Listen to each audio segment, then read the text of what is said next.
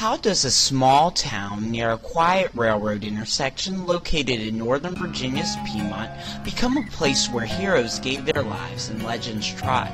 And how does the area around one railroad depot become consecrated hallowed ground? The Orange and Alexandria brought yet another battle to a small town in Virginia's Piedmont called Catlett. The war between brothers was not seen only once but twice in Catlett.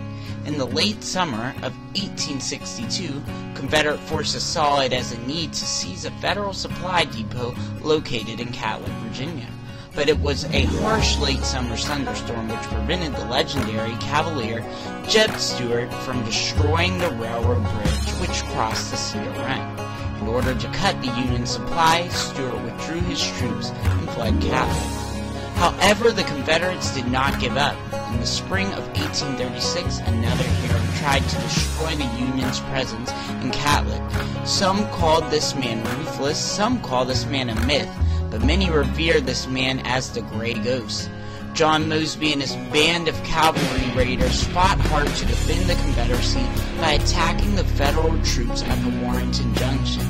But when the Federal troops received more reinforcements, the Union troops did the unthinkable, and did what some might have called impossible. They fooled a ghost. Today, cars, trucks, and even trains pass through this hallowed ground along Virginia's 28. It was railroads that brought such great legends like Stuart, Mosby, and even the northern troops who fought hard to protect the Union to such small towns that paint the Virginia Piedmont.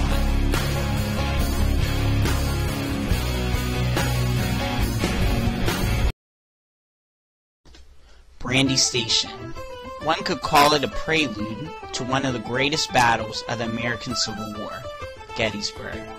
Brandy Station put both Cavaliers in both the Union and the Confederacy to the ultimate test.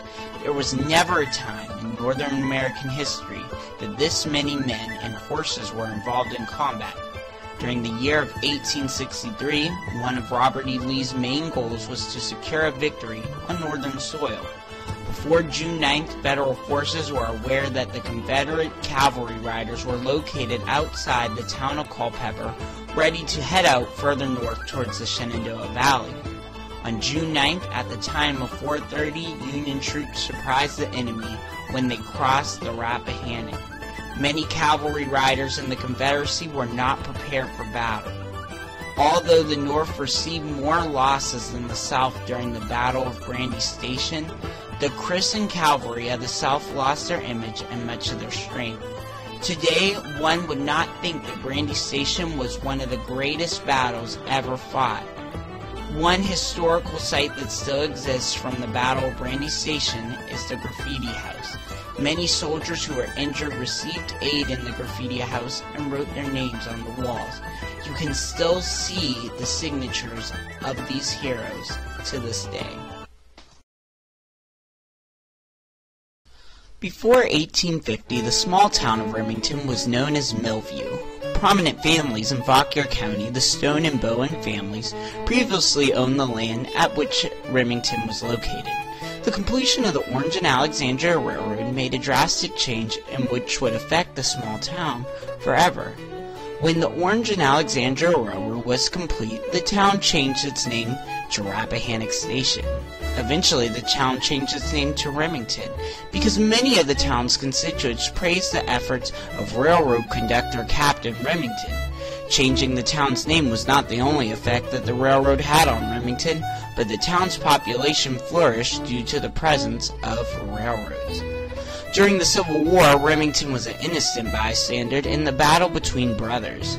Many prominent battles were fought in the vicinity of the town, such as the Battle of Kelly's Ford and the Battle of Rappahannock Station. The reason why so many battles were fought around Remington was because both the Union and the Confederacy wanted control of both the Rappahannock River and the Alexandria and Orange Railroad. This small town survived a big war. Less than 30 years after the war, the small town of Remington was granted incorporation by the Virginia General Assembly. Today the town has its own mayor, town council, and courts. If it was not for railroads, we would not have a Remington as we know today.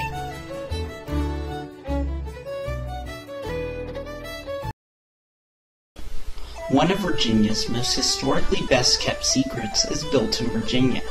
One can find so much history out of a small railroad depot that was birthed by the Alexandria and Orange Railroad. The Civil War actually visited Bilton through several small skirmishes near the train depot. The Confederates visited Bilton when they were pushed further south by the Federals towards the city of Fredericksburg. When the Great Railroad boom ended and transportation evolved, the significance of Bilton to Fauquier County slowly faded. However, today we can see that this small train depot is surrounded by homes, schools, and shopping centers. Also, this small train depot is located by the library to show us that Bilton's great legacy will never be forgotten.